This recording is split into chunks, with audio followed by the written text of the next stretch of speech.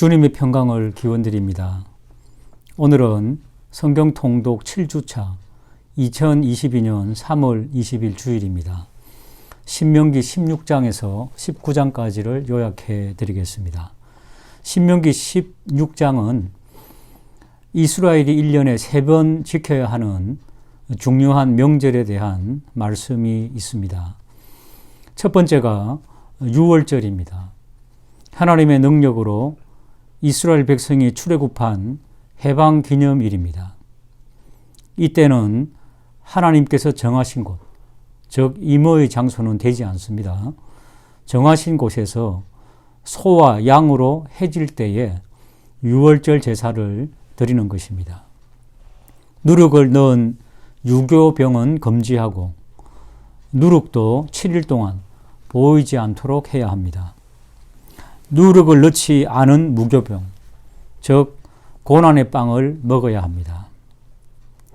유월절 다음 날부터 무교절을 7일 동안 지키되 7일째는 성회로 모이고 일하지 말 것을 명시하고 있습니다.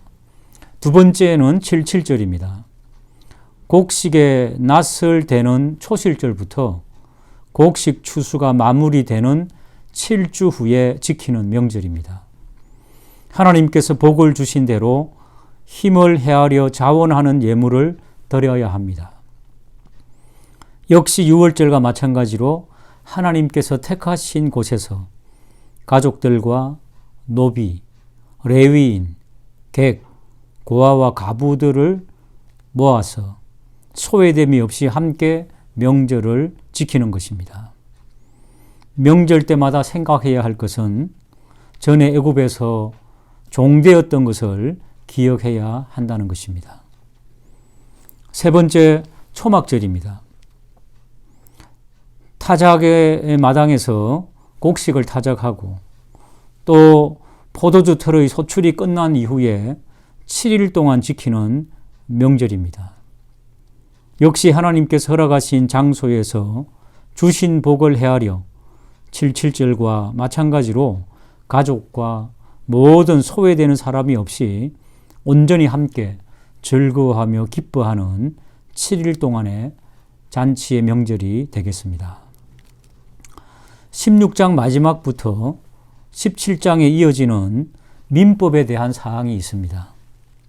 공의의 삶을 실천하기 위해서 각 성의 재판장과 지도자를 임명하고 공의의 재판을 해야 하며 사람을 외모로 보지 말아야 하고 뇌물을 받지 말 것을 명시하고 있습니다.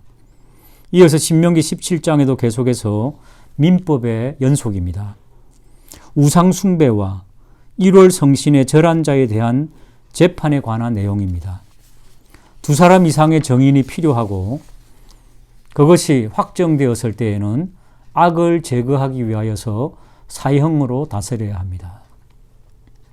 또한 서로 고소하였다가 판결하기 어려운 경우 있는 이런 경우에는 성소의 제사장과 재판관에게 상고하여 판결하게 합니다. 만일 피고가 죄가 있음에도 불구하고 듣지 않으면은 이건 역시 악을 제거하기 위하여서 사형으로 다스려야 한다 명시되어 있습니다. 마지막으로 왕에 대한 규례가 기록되어 있습니다. 반드시 하나님의 택한 자여야 하고 또한 자국민으로 하고 외국인은 되지 않는다 명시하고 있습니다. 왕은 말과 병거 그리고 여인 또한 자신을 위하여 재물을 쌓지 말 것 그리고 율법서를 늘 옆에 두고 겸손과 공의로 배우며 다스려야 한다고 명시되어 있습니다. 이제 신명기 18장으로 넘어가도록 하겠습니다. 18장에는 제사장과 레위인에 대한 규례가 기록되어 있습니다. 그들은 하나님 자신이 기업이십니다. 그래서 다른 지파들처럼 땅의 분배가 없습니다. 그 대신 다른 지파들은 레위인과 제사장들을 위하여 먹을 것뿐 아니라 필요한 모든 것을 공급해야 합니다. 제사장과 레위인은 하나님의 권위로 일하기 때문에 모든 이스라엘 백성은 그들을 존중해야 합니다. 15절에는 훗날 우리의 영원한 제사장이시며 레위인이시며 선지자이신 그 메시아에 대해서 예언하는 구절입니다. 내 하나님 여호와께서 너희 가운데 내 형제 중에서 너를 위하여 나와 같은 선지자 하나를 일으키리니 너희는 그의 말을 들을지니라. 이제 신명기 19장 도피성에 관한 내용입니다. 도피성이라고 하는 것은 살인자가 임시로 도피하는 정한 장소를 의미합니다. 하나님께서 주신 가나안 땅에서 요단강 이편과 저편 각각 세 구역으로 나누어 길을 닦아 도피성을 구별해야 합니다. 그러나 모든 살인자가 구제받는 것은 아닙니다. 원한으로 사람을 죽인 경우는 당연히 도피의 성에서 체포되어 죽어야 합니다. 그러나 원한 없이 부지 중에 살인한 경우, 예컨대 나무하다가 우연히 도끼날이 빠져 사람을 쳐 죽인 경우, 이런 경우에는 의도한 바가 없기 때문에, 원한이 없었기 때문에 피해 보복이 일어나지 않도록 하기 위하여서 도피성으로 도피하도록 만든 것입니다. 또한 신명기 19장에는 경계표에 대해서 말씀하고 있습니다. 각 사람마다 하나님께서 정해주신 지역에 경계표가 있습니다. 이웃은 이것을 함부로 침범해서는 안 된다는 것입니다. 마지막으로 증인의 충족 조건에 대해서 기록하고 있습니다. 2-3명이라야 합니다. 거짓 증인으로 판명되면은 응당의 벌이 가해진다는 것을 기록하고 있습니다. 이상 신명기 16장에서 19장까지를 함께 요약하고 나누었습니다. 이번 한 주도 살아계신 하나님의 말씀으로 승리하시기를 주님의 이름으로 축복합니다. 감사합니다. 신명기 20장에서 23장 말씀 요약해 드리겠습니다. 신명기 20장은 이스라엘 백성이 전쟁할 때의 규례입니다. 적군과 싸우려 할 때에 그들의 군사력에 두려워하지 말 것을 말씀하셨고, 제사장은 하나님께서 함께 하셔서 적군들과 싸우시고 구원할 것을 이스라엘에게 선포하도록 하셨습니다. 또 전쟁 시에 백성 중에 포도원을 만들고 그 과실을 먹지 못한 자는 집으로 돌아가도록 하였고, 약혼하고 결혼하지 못한 자도 집으로 돌아가도록 하였습니다. 또 전쟁에 두려워하는 자들도 집으로 돌아가도록 하였습니다. 그리고 가나안 민족 외의 모든 성읍에 나가서 그들과 전쟁하려고 할 때 먼저 그 성읍의 화평을 선언하고 그 화평을 거부하는 성읍을 치도록 하였습니다. 그러나 가나안에 속한 모든 성읍은 모두 진멸하도록 하였습니다. 21장은 하나님께서 주신 가나안 땅에서 피살된 시신이 있고 그를 죽인 자를 알지 못할 때의 규례인데, 피살된 곳의 사방에 있는 성읍의 거리를 저어서 가장 가까운 성읍의 장로들이 송아지의 목을 꺾고 그 위에 손을 씻어 자신의 무죄함을 선언하도록 하였습니다. 또한 어떤 사람이 두 아내를 두었는데 사랑받는 아내와 미움을 받는 아내가 있을 때 미움받는 아내의 아들이 장자이라면 소유를 나눌 때 사랑을 받는 아내의 아들을 앞세우지 말고 미움을 받는 자의 아들을 장자로 인정할 것을 말씀하셨습니다. 22장은 내 형제의 소나 양이 길을 잃는 것을 보면 못 본 채 하지 말고 반드시 그 형제에게 끌어다가 돌려줄 것을 말씀하셨고, 여자는 남자의 의복을, 남자는 여자의 의복을 입지 말 것을 말씀하셨습니다. 또한 포도원에서 두 종자를 섞어 뿌리지 말 것을 말씀하셨습니다. 또한 남자가 아내를 맞이하였지만 그녀를 미워하여서 성적으로 거룩함을 보지 못했다 이렇게 이야기할 때 그녀의 아버지는 그 증거를 가지고 장로들에게 나아가 공개적으로 판단을 받도록 하였습니다. 여자에게 만약 거룩함이 진실되면 남자는 은 200세겔을 내야 했으며 여자에게 거룩함이 없으면 성경대로 그것을 징계하도록 하였습니다. 23장은 여호와의 총회에 들어오지 못하는 사람들을 말씀하고 있습니다. 암몬 사람과 모압 사람은 들어오지 못합니다. 그들은 이스라엘을 긍휼히 여기지 않았으며 거짓으로 속였기 때문입니다. 에돔 사람은 미워하지 말 것을 말씀하셨습니다. 왜냐하면 그들은 이스라엘의 형제이기 때문입니다. 애굽 사람도 미워하지 말 것을 말씀하셨습니다. 왜냐하면 그 땅에서 나그네로 살았기 때문입니다. 그들의 3대 자손은 여호와의 총회에 들어올 수 있도록 하였습니다. 또한 전쟁하러 나갈 때 진영을 거룩하게 하는 규례와 소원을 갚는 규례를 정하셨고 이웃의 포도원에 들어가거나 곡식밭에 들어갈 때에 먹거나 그 이삭을 따도 되지만 그릇에 담거나 낫을 대지 말 것을 분명하게 말씀하셨습니다. 이상으로 신명기 20장부터 23장 말씀 요약해 드렸습니다. 감사합니다. 3월 22일 성경 통독 본문은 신명기 24장에서 27장입니다. 24장은 26장에 이르기까지 이스라엘 백성이 일상생활에서 지켜야 할 여러 가지 율법에 대한 강해를 기록하고 있습니다. 그런데 어느 특정 율법이기보단 삶 속에 일어날 수 있는 광범위한 여러 분야에 있어서 하나님의 백성이 지켜야 할 바람직한 생활 자세를 규정하고 있습니다. 그 중에서 이혼에 관한 규례와 신혼 남자에 대한 특례, 그리고 담보와 유괴와 문둥병에 관한 규례나 가난한 자들과 과부와 고아에 대한 규례에 대하여 전하고 있습니다. 이를 통해 하나님께서는 모든 관계에 있어서 공의와 순결과 사랑이 실천되기를 원하심을 명령하시고 계심을 알게 됩니다.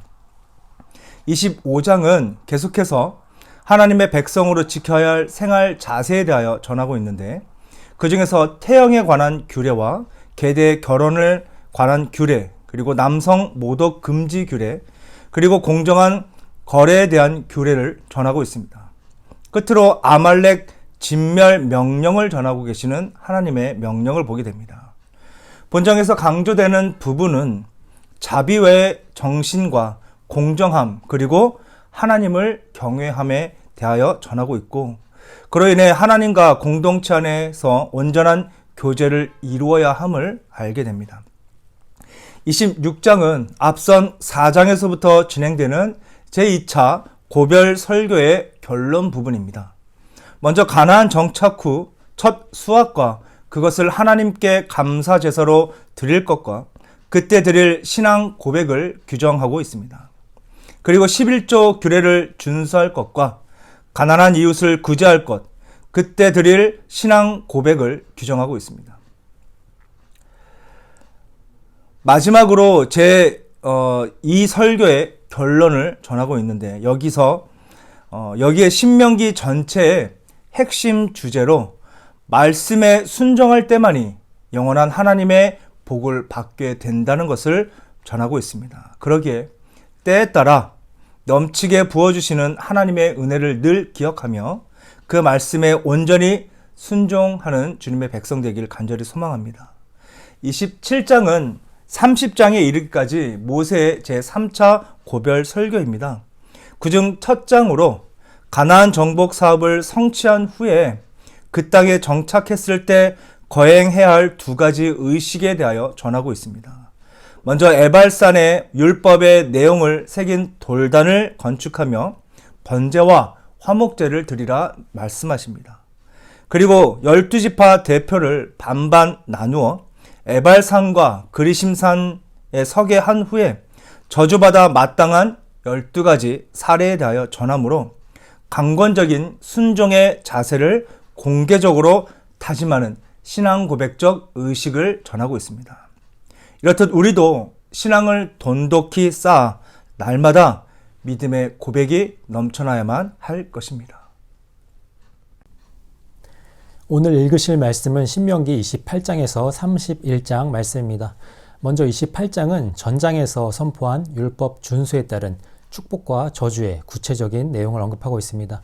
먼저 순종에 따른 개인적인 축복의 내용이 나타나는데 삶의 모든 영역에서 축복을 받을 것이며 만민 위에 머리가 되고 뛰어날 축복을 받게 됩니다. 한편 불순종하는 자에게는 내리는 저주는 삶의 모든 영역에서 실패하고 대적에게 수탈을 당할 것입니다. 또한 만민 중에 낮아져서 비웃음거리가 될 것입니다. 한편 이러한 저주는 개인에게뿐만 아니라 이스라엘 전체에까지 미칩니다. 따라서 율법에 순종하지 않으면 이방 민족에 의해 멸망당하고 비참한 상황에 놓이게 되며 온 땅에 흩어져서 노예가 될 것이라고 선포하고 있습니다. 29장은 모압 땅에서 세운 언약에 대해 기록하고 있습니다. 모압 언약이란 호렙산 언약과 다른 것이 아니라 동일한 내용으로 모세가 광야에서 태어난 이세들에게 한 번 더 상기시킨 것을 말합니다. 모세는 먼저 이스라엘의 출애굽과 40년 광야 생활을 회고하며 하나님의 은혜를 상기시켰습니다. 그리고 가나안 땅에 들어가서 새로운 세대가 하나님을 버리고 우상을 섬길까 염려하여 하나님 앞에서 모든 백성들과 더불어 언약을 맺으라고 명령합니다. 마지막으로 율법 불순종에 따른 저주를 선포함으로 경각심을 일으키고자 합니다. 30장은 모세의 마지막 설교를 마무리하는 부분으로 이스라엘의 율법에 불순종함으로 인해 저주를 받을지라도 하나님께로 다시 돌아올 수 있는 길을 열어주는 것입니다. 모세는 만일 불순종으로 저주를 받더라도 다시 율법을 기억하고 회개하여 하나님께로 돌아오면 축복을 받을 수 있을 것이라고 말합니다. 이런 율법은 결코 어려운 것이 아니라 누구나 지킬 수 있고 언제나 마음에 두고 행해야 하는 것입니다. 마지막으로 모세는 천지를 증인으로 삼아 축복과 저주의 맹세를 하고 율법을 준수할 것을 다시 한번 권고하고 있습니다. 31장에서부터는 모세가 죽음을 앞두고 이스라엘 백성들에게 남긴 개인적인 유언을 기록하고 있습니다. 모세는 이스라엘 백성들에게 하나님께서 그들을 도우실 것이라고 격려하고 자신의 후계자인 여호수아에게도 하나님을 믿고 강하고 담대하라고 격려했습니다. 한편 모세는 율법을 모두 기록하여 지도자들에게 주고 백성들 앞에서 낭독하고 자녀들에게 가르칠 것을 명령합니다. 마지막으로 모세는 이스라엘이 장차 하나님을 배반하다가 심판을 받을 것이라고 예언하며 그때를 위해 하나님의 은혜와 율법에 관한 노래를 써서 들려주므로 후대의 교훈을 삼도록 합니다. 안녕하세요. 오늘 말씀 범위는 신명기 32장부터 34장 그리고 여호수아 1장입니다. 신명기 마지막 부분에 이르렀습니다. 모세는 자신의 생이 얼마 남았지 않음을 알고 그 마지막을 염두에 두고 연속적으로 인생의 마무리를 해 나갑니다. 본장의 내용은 모세의 노래라는 부제가 달린 장입니다. 모세가 하나님의 명령을 받아 이스라엘 백성들에게 전달해 준 노래입니다. 이 노래는 이스라엘 백성들에게 하나의 훈계를 들려주기 위함이며 결코 하나님을 저버리지 말라는 권면을 담고 있습니다. 내용을 요약해 보면 하나님의 고귀하신 사랑 그리고 이에 상반하여 여수론이 배가 불러 하나님을 발로 찼다 하며 백성들의 악한 행위를 꼬집습니다.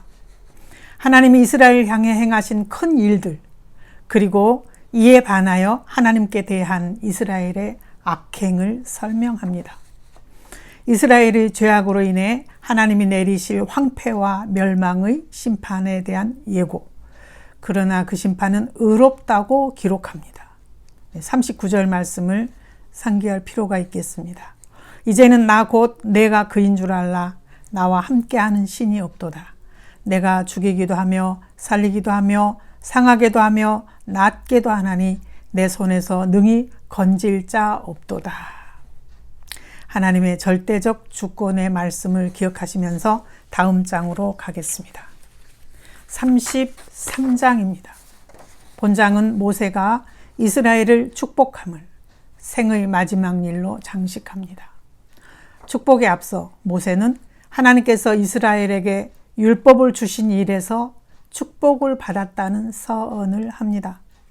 네, 우리도 하나님께서 우리에게 말씀을 주신 것이 큰 축복이라는 사실을 이 부분에서 새기심도 좋겠습니다. 이스라엘의 각 지파를 일일이 세밀하게 축복합니다. 곧 르우벤, 유다, 레위, 베냐민, 요셉, 스불론과 이사갈, 갓, 단, 납달리, 아셀 지파입니다. 모세의 이 축도의 성격은 예언도 포함하고 있습니다. 이름하여 모세의 유언은 이렇게 맞춰집니다. 신명기 마지막 장인 34장입니다. 모세의 죽음에 대해 기록합니다. 죽음 직전의 행적과 그리고 장례와 그리고 모세를 설명합니다. 모세가 모압의 느보산에 오릅니다. 하나님께서 약속의 땅을 보여주십니다. 모세도 가고 싶었던 땅입니다. 그러나 하나님의 말씀대로 들어가지 못하고 모압 땅에서 그 땅을 바라보며 죽음을 맞이합니다. 모세의 나이 120세입니다. 그러나 성경은 그의 눈이 흐리지 않았고 기력이 쇠하지 않았다고 기록합니다. 백성들은 모세를 그곳에 장사합니다. 성경은 모세를 모세와 같은 선지자가 없다고 회상적 기록을 합니다. 바로 앞에서의 그 기적과 이사들, 그리고 하나님께서 큰 권능과 위엄을 행하게 하사 이스라엘 앞에서 그것을 행한 자라고 기록합니다. 이렇게 신명기가 마무리됩니다. 다음은 여호수아서 1장입니다. 이스라엘을 이끌 모세의 후계자 여호수아의 일대기가 펼쳐집니다. 기억나는 말씀이 있지요. 오직 나와 내 집은 여호와만 섬기겠노라. 여호수아는 이렇게 깊이 하나님을 신뢰하는 지도자였습니다. 하나님의 영이 그 안에 머무는 자, 모세가 남긴 일을 완수하는 자, 이스라엘을 약속의 땅을 정복하여 정착시키는 자, 하나님의 대변자로서의 여호수아 등으로 정리할 수 있겠습니다. 하나님께서는 여호수아와 대면하시며 말씀하십니다. 강하고 담대하라. 너희에게 주리라 한 땅을 차지하게 하리라. 그리고 이 율법책을 내 입에서 떠나지 말게 하며 주야로 그것을 묵상하여 기록된 대로 다 행하라. 그리하면 내 길이 평탄하게 될 것이라 하시며 격려도 하십니다. 하나님의 이러한 말씀을 접하고 난 여호수아는 즉시 사명을 착수합니다. 백성에게 행진할 준비를 갖추도록 명령합니다. 3일 안에 우리가 요단을 건너야 한다라며 작전 지시를 합니다. 이에 백성들은 여호수아에게 순종을 약속합니다. 네, 1장은 이렇게 시작하고 있습니다. 네. 여호수아서를 시작하고 있습니다. 흥미진진한 이스라엘의 역사가 하나님의 은혜 안에서 펼쳐집니다. 기대하시면서 여러분 여호수아서를 여행하십시오. 감사합니다. 여호수아 2장의 주요 내용은 두 정탐꾼과 이방의 기생인 라합의 이야기입니다. 그 내용은 이렇습니다. 정탐꾼들이 여리고에 들어가자 그들의 소식이 여리고 왕에게 전해지고 그들이 발각될 위기에 처합니다. 하지만 이런 상황에서 라합의 도움으로 그 정탐꾼들은 생명을 보호받을 수 있었습니다. 이방 여인인 라합이 그들을 도왔던 이유는 무엇이었을까요? 그것은 바로 라합이 하나님께서 큰 능력으로 이스라엘을 구원하셨다는 소문을 듣고 하나님이 참 신이심을 믿었기 때문입니다. 그리고 그 정탐꾼들은 라합에게 붉은 줄을 걸어주면 그 집을 치지 않겠다고 약속해 줍니다. 그리고 그 정탐꾼들은 라합의 말대로 행해 안전하게 돌아가게 되죠. 그리고 이 모든 사실을 여호수아에게 보고합니다. 3장입니다. 3장은 이스라엘이 드디어 요단강을 건너는 장면입니다. 본문에서는 이들이 어떻게 강을 건너야 하는지에 대해 잘 설명되어지고 있습니다. 먼저 이들은 강을 건널 때 하나님의 임재를 상징하는 언약궤를 앞세워 건넜습니다. 그리고 이들은 건너기 전 자신을 정결하게 했습니다. 왜냐하면 7절과 같이 10절에서 나오듯 거룩하신 하나님은 이스라엘과 동행하시기 때문입니다. 그리고 이스라엘 백성들은 제사장과 언약궤가 나아가고 그 뒤를 따라가야 합니다. 그리고 언약궤를 맨 제사장들의 발이 요단에 잠기자 그 순간 요단에 넘쳐 흐르던 물은 한 곳에 모이고 이스라엘 백성들은 그 마른 땅으로 요단강을 건너가게 됩니다. 4장입니다. 4장의 내용은 하나님의 놀라운 능력으로 이스라엘 백성이 요단강을 건너며 요단 가운데 각 지파의 수대로 12돌을 세우는 이야기로 시작이 됩니다. 그리고 이것을 세우는 이유는 본문을 통해 이야기되듯 후대에도 이스라엘이 하나님의 능력으로 이 요단을 건넜다는 영원한 기념이 되기 위한 것이었습니다. 이렇게 모든 백성이 요단을 건넜습니다. 그리고 마지막으로 요단에서 언약궤를 메고 있던 제사장의 발이 나오자 육지에 닿자 다시 요단에는 물이 넘쳐 흐르게 되죠. 그리고 요단을 건넌 이스라엘 백성들은 길갈에 진영을 치고 또 12돌을 세우는 장면이 다시 나옵니다. 사실 앞에 12돌과 지금의 길갈의 12돌이 같다는 성경학자들의 의견도 있고 또 다르다는 의견도 있습니다. 하지만 핵심은 이 두 개 모두 그 의미가 하나님이 그들을 도우셔서 이스라엘이 요단을 건널 수 있었다. 이 사실을 기억하기 위한 것이었다는 점입니다. 그 의미는 21절에서 24절에 잘 설명이 되어 있습니다. 5장입니다. 하나님께서는 요단강을 건너 전쟁을 앞둔 바로 이 시점에서 이스라엘이 할례를 받도록 하십니다.